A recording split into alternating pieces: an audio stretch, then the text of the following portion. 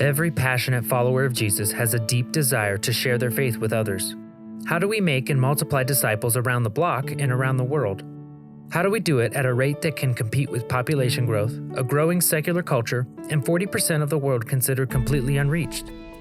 With hosts Doug Lucas of Team Expansion, Lee Wood of One Body Church, John Hirima of Big Life, Roger Shull of E3 Partners, and special guests from around the world, we'll explore how believers can come together to make more disciples. Welcome to the More Disciples podcast.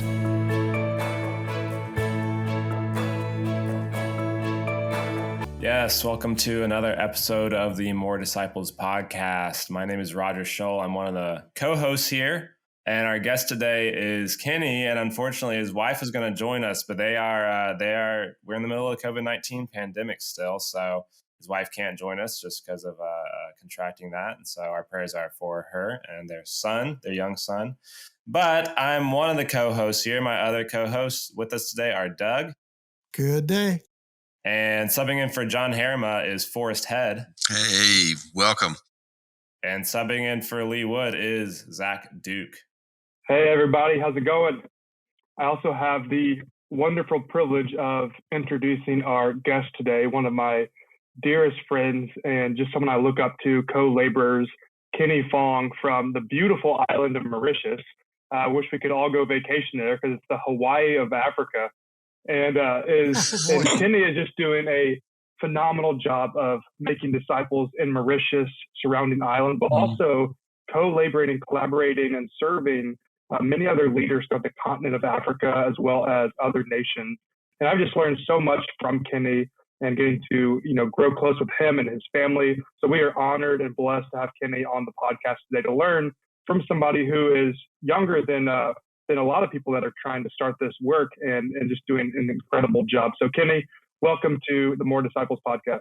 Hey, this is my honor and pleasure to be here with you. I've been listening from day one. So yeah, So cool to be with you guys. Yeah, faithful listener and now honored guest. So thanks for that intro for us, Zach Duke. Kenny, but why don't you give us an intro to this? Maybe you can give us an introduction for yourself. Just like tell us like how you got started in movements, maybe what God's doing right now, like what you're doing right now, because you're actually working over a pretty large region and pursuing movements in Africa. So maybe you can give us an intro there. Well, definitely. So I think it goes back to my story where, I didn't have to do anything with the church. I was lost and broken and, very broken life trying to find hope when I heard about Jesus. And so after dealing with drug addiction and just, brokenness in my life, Jesus really healed me and gave me, new hope and new perspective of life. And so not only he saved me from my sin, but, saved me from depression. And so from the day I met him, I knew that my life would be different. And so from a very early stage, the guy who led me to faith started discipling me in his home. And I was so hungry that we would meet every day from like nighttime all the way to 1 or 2 a.m., just reading the word together. And he's a businessman. So after 3 weeks, he left the island.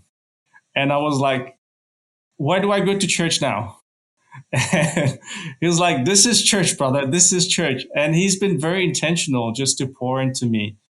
And of course, finding this new life in Jesus and how, he transformed my life. I was so eager and hungry for more. So I went to the church down the road. And a few weeks later, there was a guy who walked into the church building and he was sharing about, disciples make disciples.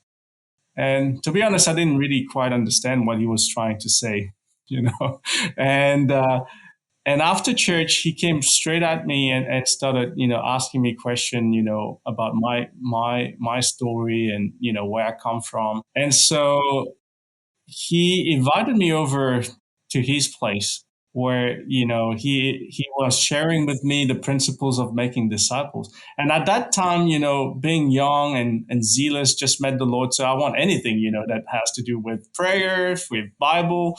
So I went to his place, and then without me knowing, he started training me on those principles of, how to become a disciple and what it means to be a disciple of Jesus.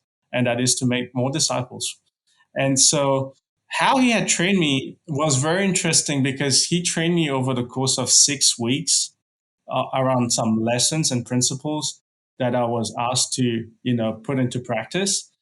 So first week was just the big picture, that God is calling us and why he called us and what we're going to do about it. And then I came back wanting to know more. And so he started asking me, so who do you think needs to hear this gospel? And so I started making a list of people that I knew and started praying over them. And then on the third week, he started sharing with me how are we going to share with them? So by sharing my testimony. And I remember, I had it was really hard to put my story in such a small, time frame for people to, how even to structure it for people to understand it. And so by the third week, I was asked to go back and reach out the people that I have on my list, to share the gospel, to share my story with them. And so I went out and I remember, sharing my story with some people in the community. And I remember there was this guy and he was so captivating by my story. And he was like, how do I do to meet Jesus the same way you did? And I said, I have no idea. And the guy who was, there was a guy who was trying to, model for me at that time. He came along and he said, he shared the gospel with them because I didn't have the piece of how to share the gospel. And so the guy came to faith and I had wow, this is so easy. I mean, to share your story and boom, God is working there. And so long story short, within 6 weeks, the following week, we learned how to share the gospel. And so we went out there again, sharing with more people because I knew now how to share the gospel. And by the end of the 6 weeks, we've seen about 40 people baptized. Oh my About goodness. four groups started looking at the word together. And so it was incredible. And it was so funny because I didn't know what I was doing. I probably don't know what I'm doing, but I knew that this was from the Bible, right? And God was calling everybody to do it. So I just tag along and did what God was doing. Kenny, And your story is so cool. I mean, I can only imagine that the people out there that are listening to this, if anybody listens to this, they are out there just applauding you. But I know you're not in it for No. for you to get the attention. You really want God to. But we've got to say that this is so fantastic. So how did you go from 4 groups or telling one person to now? I think it's gone beyond that to actually other countries. What happened next?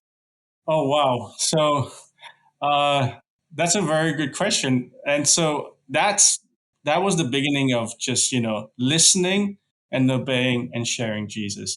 And so it became really my lifestyle.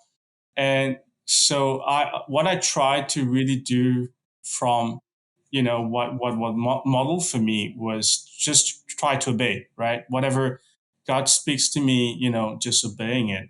And so we started going crazy, everywhere in Mauritius, getting to communities and getting a lot of groups started, seeing a lot of people come to faith, baptized, and so on. And what had happened is I met my wife. And so she's so that's a very long story, but this is really where it started to go from Mauritius to other places. So my wife is from Germany, and she was serving with a mission organization, and we met in Mauritius, and then she was, traveling throughout Africa for the next year. And what had happened is I remember praying to God, say, Lord, I really want to put a ring on her finger to show her that I'm serious about, what you have revealed to me about her. And I knew that, from Mauritius to Africa, that's the cheapest way that I could see her again. So anywhere in Southern Africa, Lord, would you make that happen? And so I get a call like 3 months later, and a brother, my mentor at that time, he said, "Hey brother, would you mind to come with me to South Africa for a training? And where we're gonna share the same principle that you guys are doing in Mauritius. Would you come and join me to that training?" I said, "Yeah, why not?" And so, and then he gave me the details of that trip, and it was at the same place, the same time that my wife to be would be in Africa. Whoa. And so he started modeling. Actually, what had happened is my mentor started modeling what it looks like to train other people from different culture, the same principle that he had taught me from Mauritius. And so that was my first initial, taking the same principle to other places in Africa. And from there, I think fast forward, this is where I met Zach and Lee and Forrest back in 2017. And I was just a few weeks from becoming a father. And I remember God spoke to me. So how do you say that? Like you can audibly hear. Audibly. Mm-hmm. Yeah. And so I heard God, to have eyes to see where the kingdom is not. And when I started looking at the island of Mauritius, and I could see, other places from other islands where the gospel is not yet preached, and looking at some areas and some islands that have, that are considered to be Muslims nations. And so, and I remember started praying, and I was sharing this with Lee, who had become like one of my mentors, and I said, brother, I really feel this burden to go to those places. And he says, okay, why don't you go? I said, I don't know. Should I go? He says, what did he say? He says, I think go. He says, then go. Wow. And so I started taking trips to go to other places to prayer walk. And I didn't, I thought that I needed to, go train somebody, but I didn't have any contacts. So Lee basically kind of walked through this with me, and said, do the same thing that you would do. If God puts some people on your heart, you just go and prayer walk.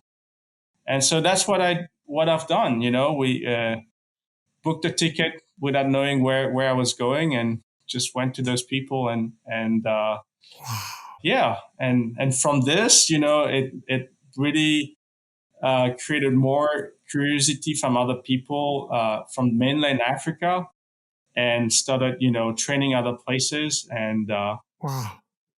that's That's it. great. Yeah. So Kenny, Great. that's fantastic, and it's just been an incredible joy to be on this journey with you. So you mentioned we met about 3.5 years ago in Kenya together, and Zach was there as well, right before Jabez was born. So you're newly married. You have your first child on the way. Now God's blessed you and Frida with a second Mhm. son, Caleb. A question we often get is that we have a young family, we have young children. How do we continue to press into disciple making movements that lead to multiplication when we have the responsibilities of a young family? So, what does that look like for you and Frida? What does that look like in your home when you have a group gathering? And a follow up to that is that what does that look like when you have to be away and you're training and pouring into others? So, tell us a little bit about that. Well, I'm still learning that.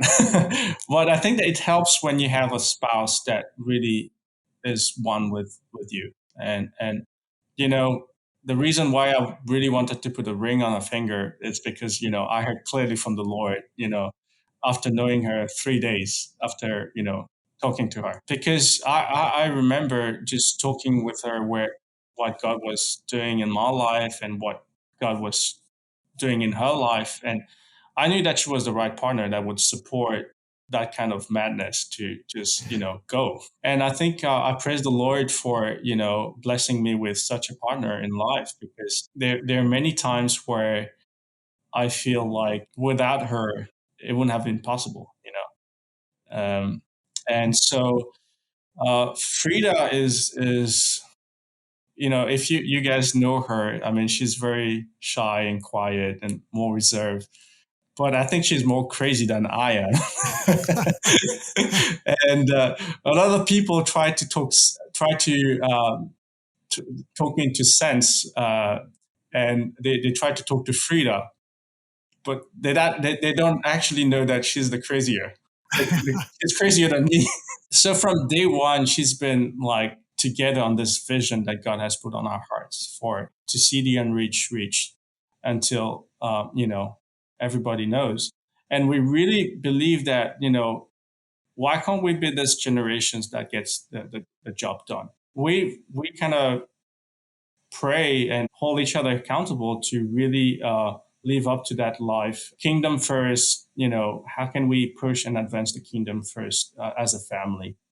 And so when I started taking trips, I also, I must say that, God has surrounded me with an amazing family, with, not just biological family, but spiritual family that, that comes around and bless us, while I'm away. They really take care of my kids and Frida.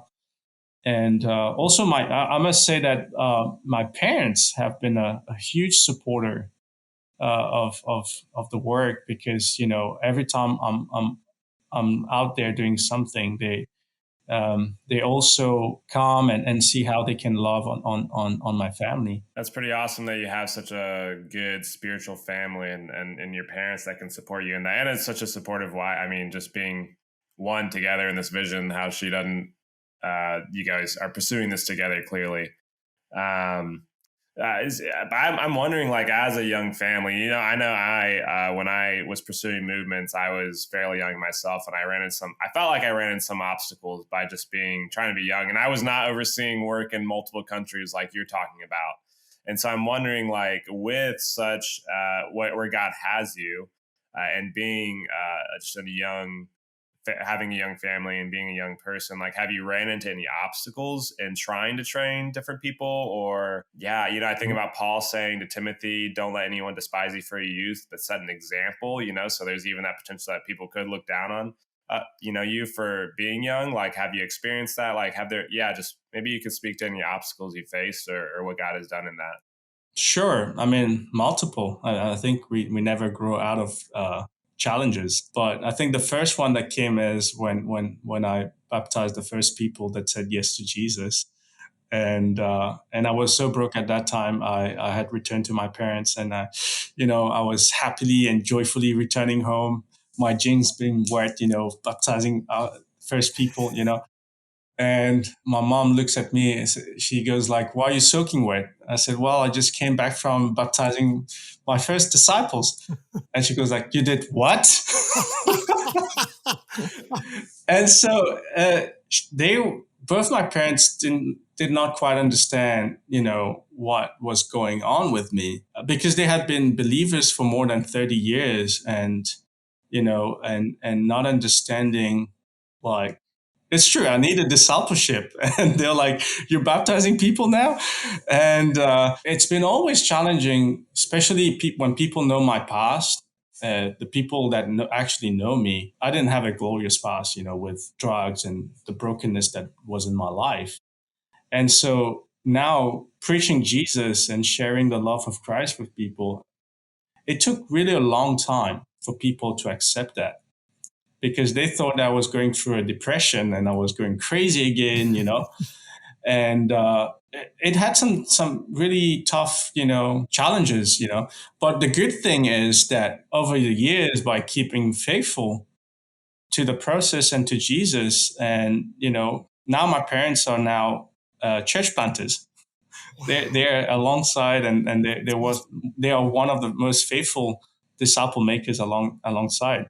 That's awesome. That's fantastic. But also, I think another challenge, since I come pretty much from the harvest, I didn't have this network of believers, or you know, so it's challenging as a young leader and coming from the harvest to go now and train other people that are asking, to share the same principle, because I don't have the influence as, a leader, a Christian leader. Everything that God has allowed me to do was pretty much, organic, simple church. And so having the influence in a secular, not a secular, but in a more conservative Christian background, it's not always welcome. I would say that. But you learn, and you try not to say the same thing, the stupid things that you say out of zeal.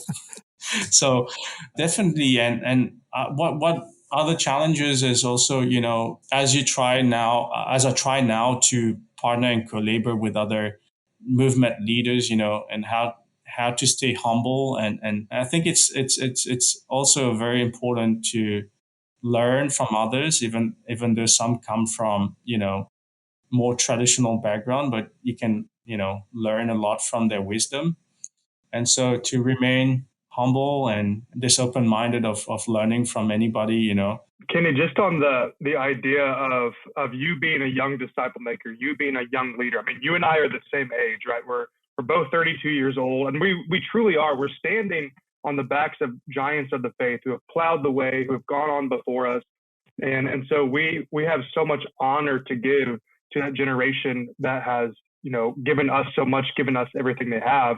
But do you think also that age can be a barrier, or almost like a Western context where we have actually pegged you as a young leader? Or is that actually kind of crazy because King David was 30 when he was king? Jesus was 30 when he was, leading and building the disciples. They were probably teenagers. Most of the church planters in South Asia are mostly teenagers. So have we almost created like this false idea that we are young and that we can't lead and we need to be groomed for leadership at a later time? So one, agree or disagree with that as a barrier? And what do you think is a better factor for leadership and serving in movements besides age? I think depending on the context, I think, like you said, in Africa, until you're married, you're still a kid. But once you're married and you have kids, you have a different social status. And me taking a role of leadership after, being married and having kids have not been so much of a challenge. But I remember before getting married, it was very, very challenging, to go back and trying to train other people, especially coming from working with the existing believers circle, like I would say the traditional church, they would often put us, and especially I'm not they would ask me if I'm a pastor, if I had any title, if every time I tell them no. And, now when I train them, they always put a title to introduce me, like Pastor Kenny or Evangelist Kenny, So I think it in some ways, it is challenging to lead others when you're young, because the influence, in most cultures, you don't have the influence because you're still a young guy. And I remember one of the people that I was trying to pour into. She's an older lady, and she said to me, uh, when you will be married and have kids, you will be taken more seriously because you will show that you have been through fire. And really, it's true, because when as you grow older in life, you do acquire more life experiences. But that doesn't mean that you can't share your faith and lead others. For example, most of our guys who are doing the work, they're young people. I mean, we have a good mix, but a bunch of them are young people. For example, right now we're in Germany and we have this two girls, they're like barely 20, and they're two young girls going after the homeless in the street, sharing Jesus, and it's incredible, you know. And so I think it is a challenge, but I don't think it's how to say that that doesn't discredit you from making disciple. It's great. I was thinking about all of the rich background you have, Kenny, and how cool it is. Many of us train with that story in Mark 5 about the guy who was inhabited by the impure spirit, and Jesus came to that shore apparently to talk to him. And within just a few short hours, Jesus was sending him out to 10 cities. You remind me of that guy because you have told us you've had this troubled past, and yet you were out there on the streets after 3 lessons, and the people were asking, how do I come to Jesus? You thought, I haven't had that lesson yet. Let me come back. I just love this rich history you've got. You've probably got, I mean, it's clear you have clear English. You probably have, I bet, French Creole for Mauritius, and I bet you have French as well. You come from an island that is absolutely varied with religions. You've got what? I bet half of your island is probably Hindu, maybe, and another whatever third are different streams of calling themselves Christians, and then you've got a growing Islamic radical element as well that you've got to deal with now. How do you take all this varied background, Kenny, and you know, of course, your wife being from Germany, and by the way, you're starting to have COVID right now yourself, and you're here on this podcast with us. How do you do all this? What is the fuel? What is empowering you to do this? What do you feel like is your calling, Kenny? Yeah, I think it all starts with him because, after going through death and having, no hope to a point of killing yourself, and then finding light and life, that changes everything. And from that day that, I saw Jesus reaching out to me, I knew that my life would be different. And so that changed everything, that moment that, he reached out to me. And from that day, it really, I really felt like I'm going to make every moment count from that day on. Wow. That's basically it. So every day it's Lord, thank you.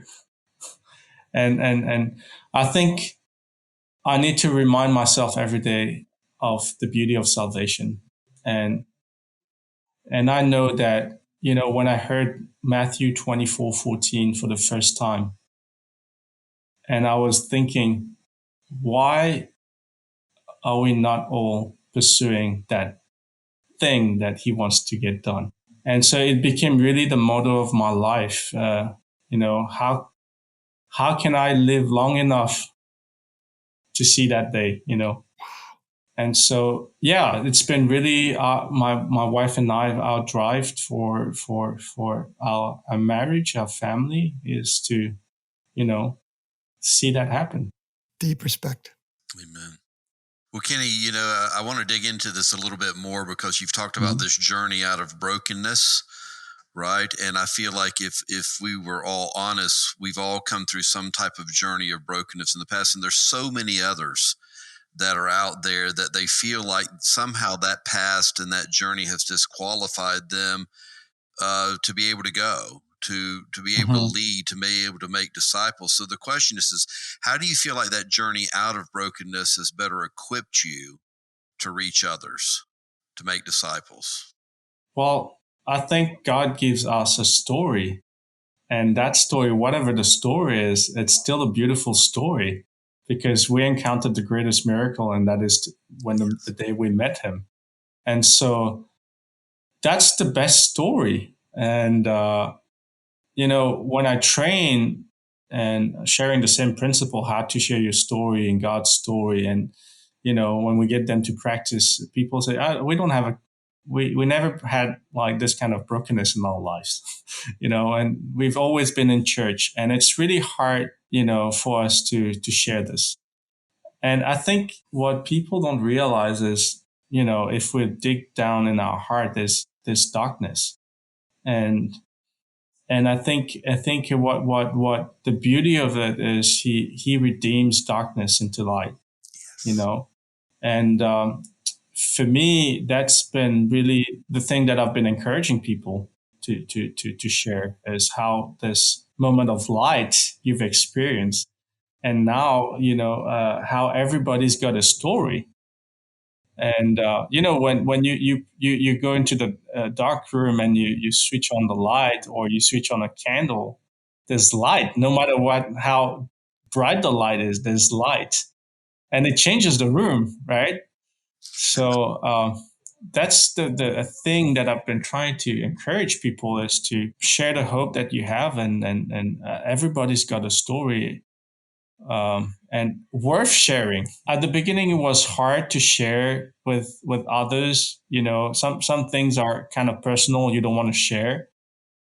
But the more I've been sharing with people, I realized that each part of my story can be an encouragement, for somebody. And so from that day, I realized that it's really worth to share, because you never know who's going through the same kind of brokenness that we were before Jesus. I love you sharing your heart in that, Kenny. You can definitely hear the passion, and I heard you say, it was kind of after you read Matthew 24:14, just that the gospel of the kingdom will be proclaimed to all nations, and then the end will come. And then you're kind of like, man, why doesn't everyone do this? But I think in that there's an aspect where that's a huge vision. Like, I mean, the gospel being proclaimed to all nations, and I know it's what you're pursuing. And so with what you've already been doing, pursuing movements where you're at in Mauritius and across Africa, like, I'm just curious, like, what do you feel like is next for you? Is it just keep on plowing in the fields where you're at and just fostering the work where you're at? Is it, pushing different leaders from different countries into new countries to spark new movements? Like, what do you feel like God's leading you to do next? So that's a very good question, Roger. Actually, 2 years ago, we started seeing the work emerge in various parts of Africa, and places that we trained, and places where other people had trained. And we felt the need of coming together as Africans to look at what does it look like to see the kingdom come, and what does it look like to go where it's not. And so together with some other leaders from different part of Africa, we came together and started connecting the dots, what God is doing in those different countries. And so what we realize is, how can we be more strategic in terms of segments, because Africa is such a big place. So we started segmenting the whole continent into west, north, east, central, south, and the islands. What had happened from this is we started looking at, so what's a good rhythm to start meeting, so that we can pray for one another and still strategizing together and holding each other accountable, so that we can focus into the ends of the earth. So how can we go to all people groups and all unreached places? And so by segmenting those areas, we started also looking at who are living there, what are the people groups. So we started getting some momentum where, we would come together physically and just praying together and learning from one another, and then setting some goals. And what was really neat is that we would hear the amazing things that God was doing, from like the unreached people groups in Central Africa to the, finding that one person of peace in West Africa. And so we started, learning from one another. Now, so we realized that this is not a one-man job. So we really need to mobilize more leaders within every segment. So right now, together with the other leaders in Africa, we're looking at how can East Africa mobilize leaders from every Eastern African countries, and then segment that to their local level, on a national level, to the district level. And so in March this year, we had our first Eastern leadership gathering, where we pulled out guys from places like Kenya, Uganda, Tanzania, and South Sudan, and really coming together to connect the dots and looking at the challenges and making some goals for the next 6 months. What do we really want to see God do? Nice. And so interesting thing is next month, I think in May, we're going to be in West Africa trying to do the same thing, bringing all the leaders together, connecting the dots to see where we are at and to see where we're not, and collaborating and connecting with other people that have kingdom minded perspective to come together and to see how can we make this happen as Africans. Nice. I think to see that happen, we need to mobilize more people and connecting with more people and collaborating with more people, and have this segment scale that down to the region, really. Awesome. Kenny, this absolutely amazing, bro. And even just getting to see how full circle this came for you in the very beginning, you didn't even know how to share God's story when you were already obeying. And now you're talking about strategically thinking, connecting the dots, and going to UUPGs, which you didn't know what an unreached people group even was at the time. It's just really cool to see how the Lord has brought you there. Yet at the same time, you're keeping it so simple on just hear and obey.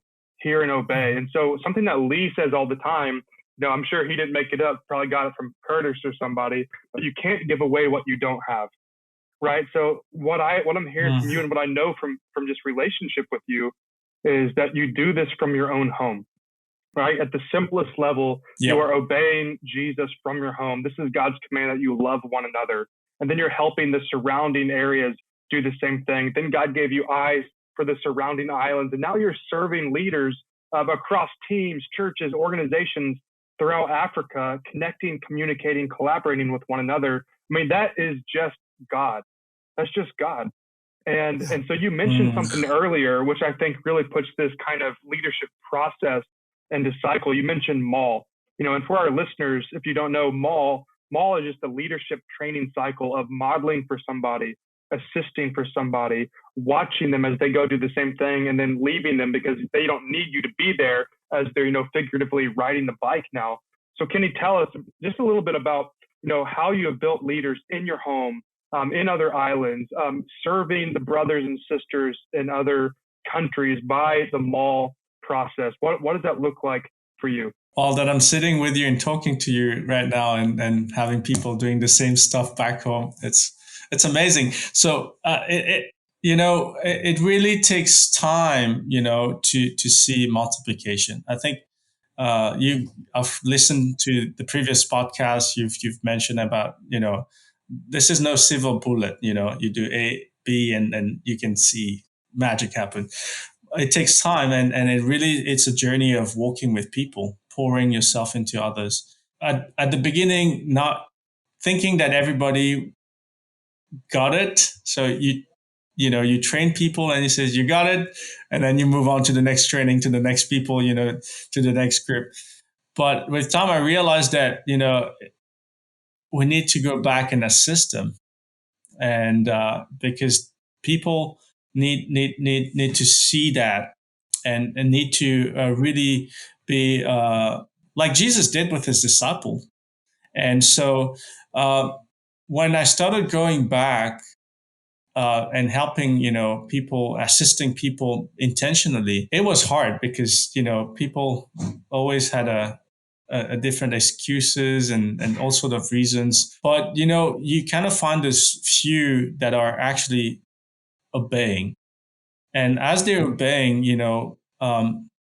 giving them more time to actually go and see what it looks like to share, how it looks like to start a group, look how it looks like to pour into other leaders. I started freeing my calendar because before my calendar looked like, I'm going to go to this community, share the gospel. Then the next day I'm going to go to that community, share the gospel. And then, when I got to realize that we need to assist people, my calendar started changing where, it was more and more relational with people. having coffee with people, having lunch with people, and then going with them to their groups, going with them to share their story, going with them, to help them raise the other leaders. And what I found really helpful is to gather them at some point, to have other leadership teams, where we could learn together and then figuring out the challenges and what can be done to help, in terms of molding, what kind of assistance they need. In Mauritius, for example, over the course of the last 2 years, I've been investing more in terms of meeting people regularly, key leaders, to see what are the things they need assistance with, and then really coming to a place where you can, watching them do their own thing, and Nice. I think the part of leaving I don't really like, because you never leave relationship. There's always relationship, and but you actually launch them and keeping close relationship with them, and to see how you can still serve them in any way. So it's been really helpful to, I think you said that to me, Zach, and really stuck with me. You make disciples, you also make friends. And I think this has been super helpful, to not think about people, just disciple, but really friends that you're really privileged to serve and labor alongside. It's great. Yeah. Well, the kingdom of God is definitely relational. And even I love how you described in the mall process, how that really is shifting from you doing everything to really being more relational with people and helping assist and watch and launch people in that. But I think that's about the amount of time that we have for this podcast. I love hearing what God's doing in Mauritius, across Africa, and through you, Kenny. And you're sorry that we couldn't have your wife Frida on, but sometimes these are the things that happen. So definitely praying for that healing and just even that you guys will be able to get home soon. But just to sum up a few things that I heard was, not just even as a young leader, just like being faithful where you're at. And maybe some people culturally will look down upon you, but you can just keep on going with what God called you, hear and obey, and I heard you do something that I didn't do as a young person, which was get mentorship, get wisdom from people from all avenues. Which I think I've learned now is crucial, but then not just that, it's awesome hearing how God has expanded the vision to multiple countries, training and even collaborating with people across Africa to say, how can we reach the gaps, the places where the kingdom of God is not, and how can we just have that passion to do that together. So those are just a few things that I remember that stuck with me. But thank you so much for being on here, Kenny, and thanks for having a co-host for another great podcast. We're praying for you. Greetings to Frida. Love you, Kenny. Love you, Kenny. Thanks so much. How are you making more disciples? What problems have you encountered? What successes have you celebrated? What questions do you have? Share your stories with us by visiting moredisciples.com/contact. If you're looking for next steps on growing your ability to make and multiply disciples, visit moredisciples.com to find resources, tools, and events all designed to help you make more disciples.